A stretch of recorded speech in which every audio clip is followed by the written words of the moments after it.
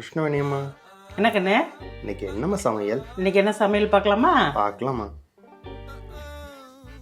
சூடான இட்லி. சூடான இட்லி சூப்பர்மா. சூடான சோறு. சூடான சோறு சூப்பர்மா. Onion rice. ஆனியன் சோறு ஆனியன் சோறு. சூப்பர்மா. அடுத்து என்ன? பீட்ரூட் பொரியல். வாவ், பீட்ரூட் பொரியல் சூப்பர் சிறப்பு.